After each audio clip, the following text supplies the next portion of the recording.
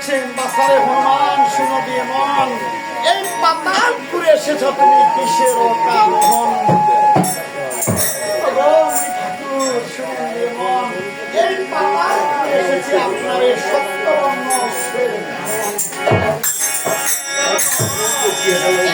সত্যবর্ণ সঙ্গে তুমি কি করবে?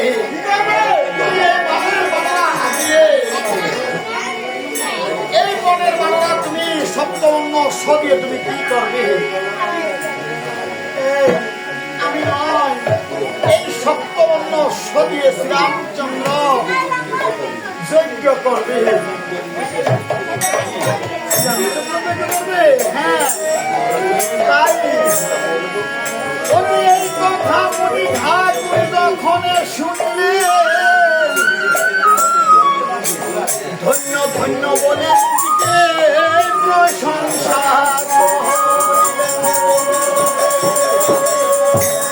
ধন্য ধন্য বলে নিজে প্রশংসা করিলেন। আর সে ভাবছেন আজকে আমার কি সৌভাগ্য, আমার এই অশ্বরে শ্রীরামচন্দ্র যজ্ঞ করবে। নিয়ে যাও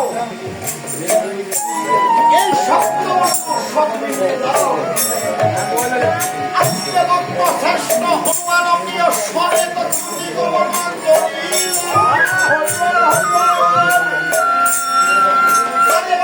শ্রেষ্ঠ হনুমান ওই অশ্বরে অধ্যায় উপনীত হলেন। আর শ্রীরামচন্দ্র অশ্বকে দেখে তখন কি করলেন? এই যে অশ্বের কপালে জয়পত্র লেখার জন্য বলছেন, আর অশ্বকে নির্মল গঙ্গা জলে স্নান করার কথা বলছেন। আর এই যে নির্মল গঙ্গা জলে সঠিক স্নান করাইলেন, আর বলা দিয়া সঠিক স্নান করিলেন।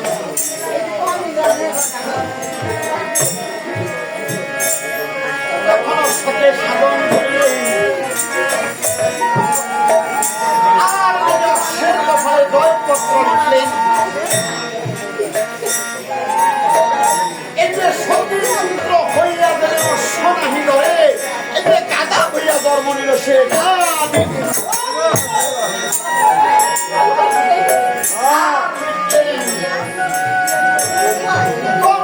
করিয়া যে জন সৎ করিলে নন্দন, এই যে হাতে করিয়া সে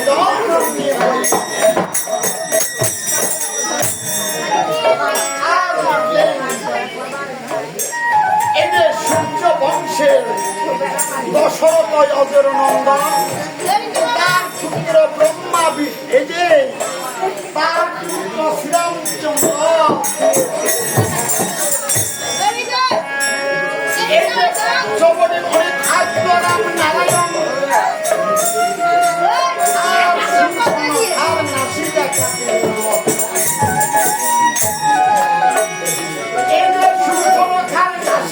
কাটিলেন লক্ষণ, এই রামের সীতা হরিল রাবণ। রাবণকে বধ করিলেন ব্রহ্ম সনাতন, রাবণকে বধ করিয়া ব্রহ্মবধের পাতকী হইলেন রাম নাম।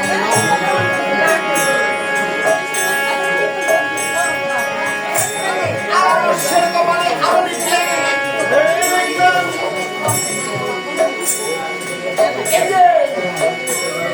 শ্রীরামচন্দ্র হল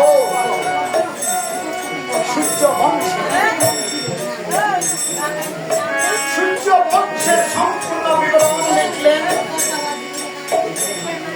আর সীতা হল চন্দ্র বংশে।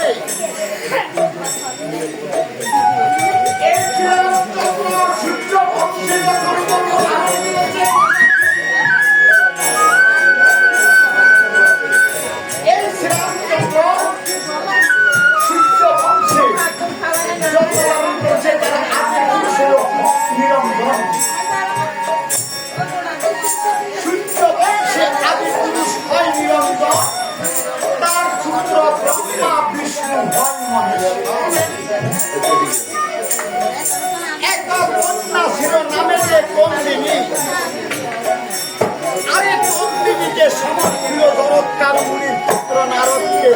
নাই।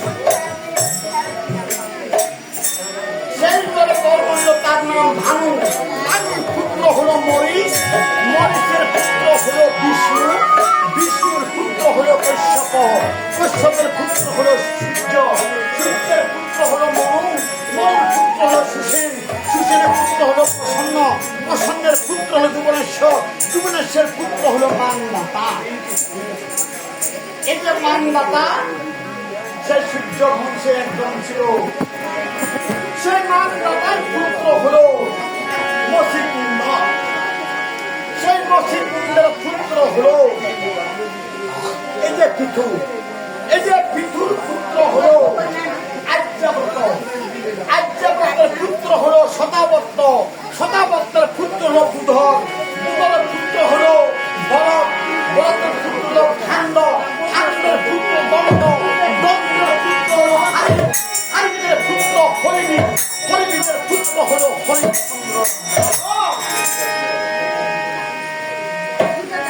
আর হরিশ্চন্দ্রের পুত্র রুহিদাস, রুহিদাসের পুত্র হলো সগর রাজা, সগরের পুত্র হলো অসমন্দ, অসমন্দের পুত্র হলো অংশুমান, অংশুমানের পুত্র হলো দিলীপ, দিলীপের পুত্র ভগীরথ, যে ভগীরথে গঙ্গা এনেছেন সেই ভগীরথ হলো সূর্য বংশে শ্রীরামচন্দ্রের পূর্ব বংশে। আর ভগীরথের পুত্র হলো সুদাস, সুদাসের পুত্র হলো সৌদাস, সৌদাসের পুত্র হলো রঘুরাজ, রঘুরাজের পুত্র অজয়, অজয়ের পুত্র হলো দশরথ, দশরথের পুত্র হলো শ্রীরামচন্দ্র। সূর্য বংশের সম্পূর্ণ বিবরণ আমি অক্ষর কপালে লিখন করিলাম। আর সারথি সারথি বলে তখন আমি শ্রীরামচন্দ্র রাখতে লাগলেন। তাছাড়া সারথি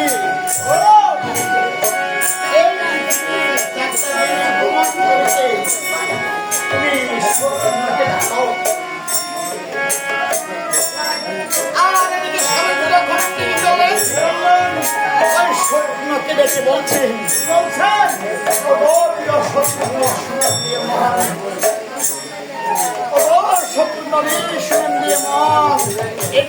শ্রীরামচন্দ্র বলছে পৃথিবীর চারটা দিকে অসন্দেহ করিতে ভ্রমণ। এই পৃথিবীর চারটা দিক অশ্বকে ভ্রমণ করে যদি আনতে পারেন, যদি অভাবগ্রহণ, তাহলে শ্রীরামচন্দ্রের দৈত্য সমাধান হইবে। আপনাকে সম্পূর্ণ আর সারাদিন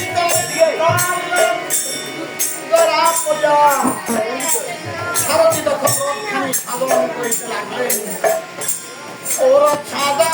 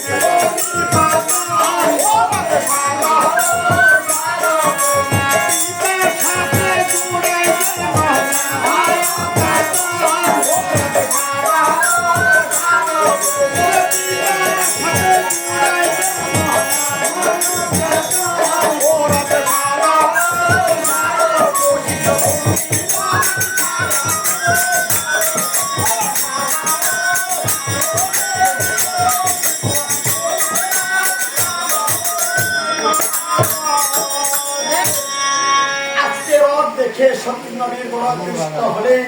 এই যে পৃষ্ঠে তুল বেঁধে আপনি যুদ্ধ ভেয়ে আসেন। আর সত্যনর তখন কি করলেন? জয়রাম বলিয়া অশ্বকে পূর্ব দেশে ছাড়িয়ে আনলেন। এই যে পূর্ব দেশে ছিল পর্বত রাজা, সেই পর্বত রাজার নাম আরেকটা হলো কি বিরূপাক্ষ রাজা। এই যে বিরূপাক্ষ রাজা কোথায় ছিলেন জানেন? বর্তমানে